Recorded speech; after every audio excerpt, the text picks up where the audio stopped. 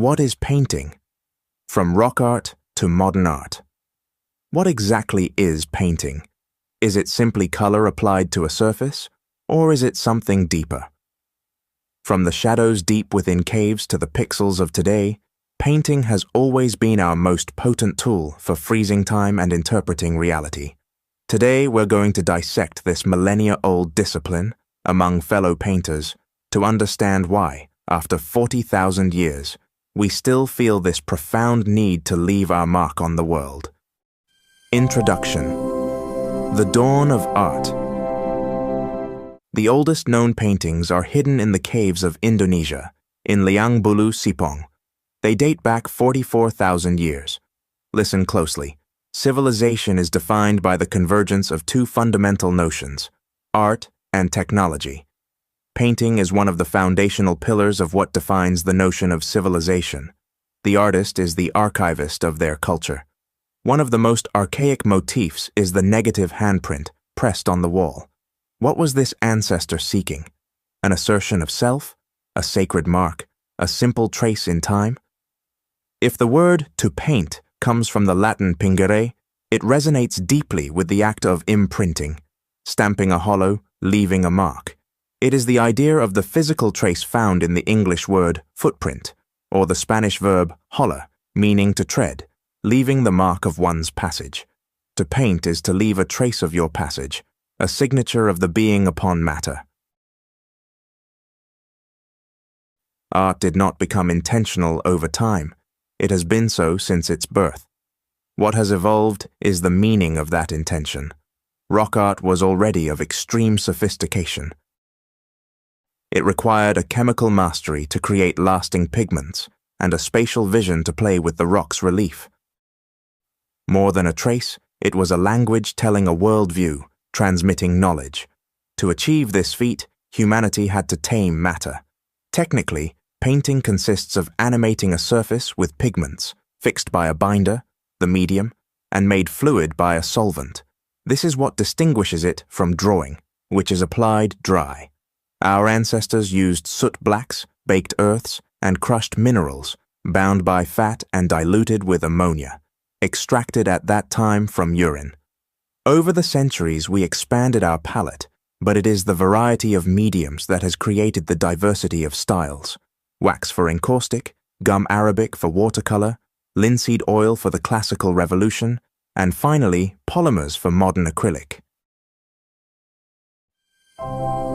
Antiquity, the triumph of the symbol and the illusion of reality. To approach ancient art is to confront ghosts. We only possess vestiges, fragmentary works stripped of their splendor. However, these survivals demonstrate an absolute mastery of visual language.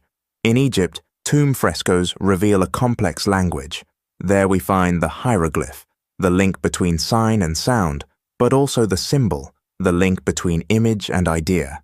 It is a language of initiates, an intellectual mechanic working on the concept of discourse and its visual representation. Expression through symbols gave birth to Hermetic language, resurgences of which are found today through, for example, the arcana of the Tarot of Marseille. Then came Greece and Rome.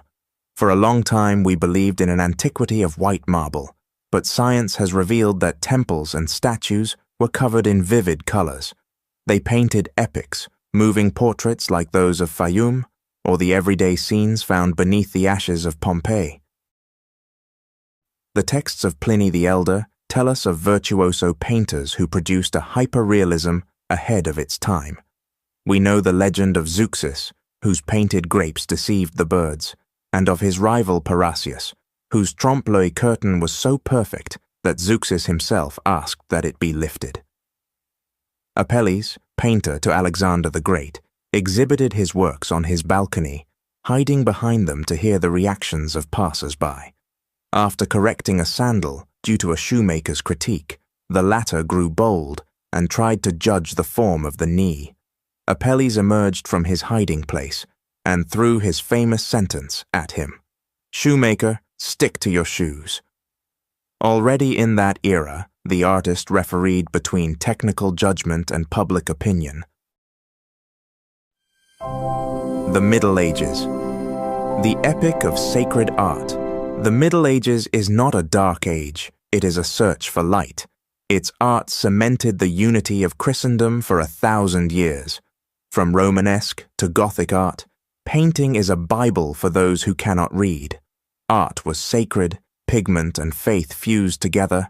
Color was a strict code. Blue was celestial, feminine, it was the Virgin's mantle. Red was blood, sacrifice, masculine power. Gold was not a color, it was the divine presence, hammered into leaves of unprecedented finesse. Contracts were rigorous. The painter had to calculate the exact surface assigned to each precious pigment. Pigments were rare, heavy as gold. Deep blue came from a semi-precious stone, lapis lazuli from Afghanistan. Hence it draws its name ultramarine blue, literally coming from beyond the sea. Technically, we used tempera, the egg. Ingenuity had no limits.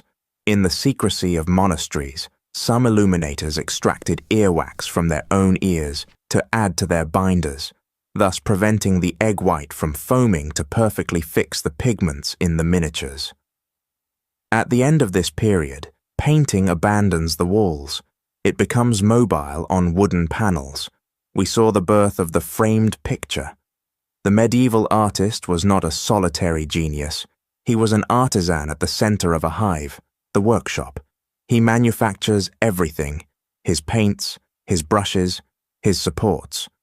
Transmission is direct, from master to apprentice, in the secrecy of the workshop. The Renaissance, the humanist awakening and the miracle of oil.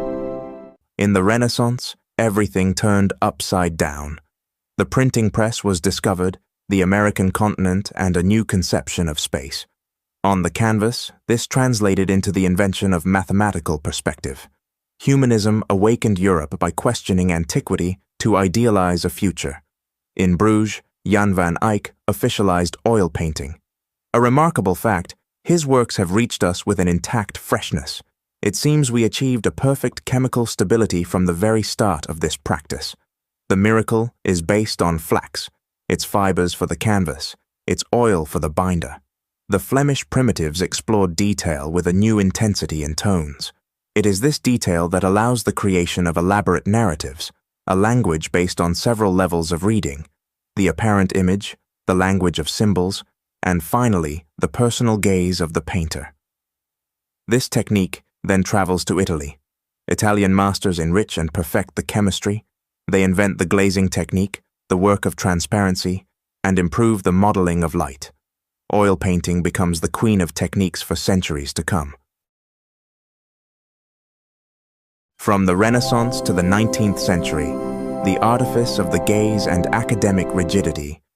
After the Renaissance, our evolution shifted from technique toward meaning. Baroque art opened the door to movement and gesturality. Blur was invented to direct the eye. Observe Vermeer's girl with a pearl earring. The pearl is the key. It is blurry, imprecise, to leave the spotlight on the model's gaze. It acts as a visual float. Without it, the gaze would isolate itself. With it, the viewer is captured in a resonance of whites.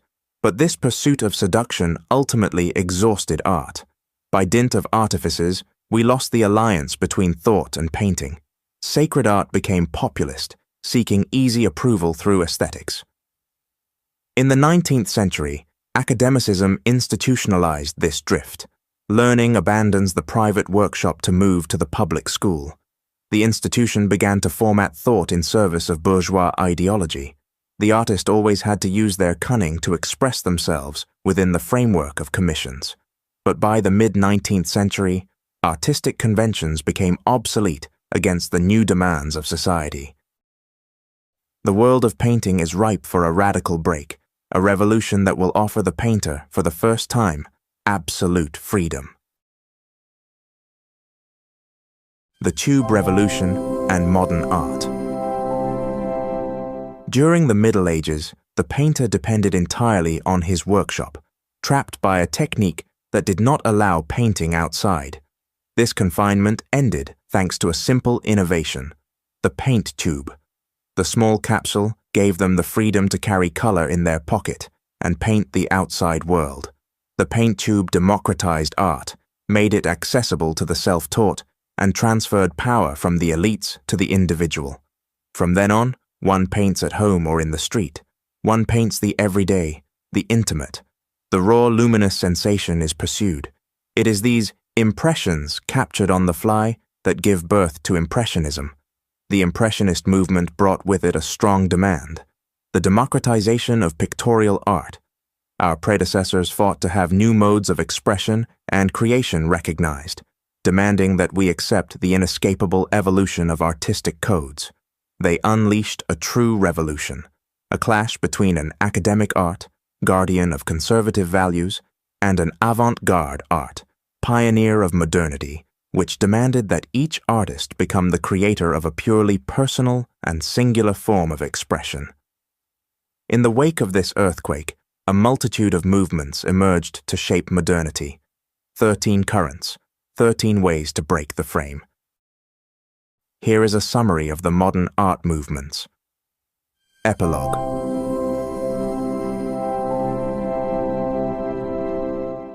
Painting is a journey that began on a rock wall and that today continues through your eyes.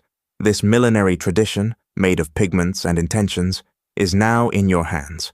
It is up to you to take up this sacred fire. Take your brushes, prepare your palette, and above all, think about it when you paint.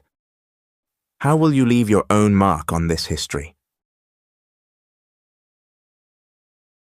Thanks for joining me. Subscribe to find out more.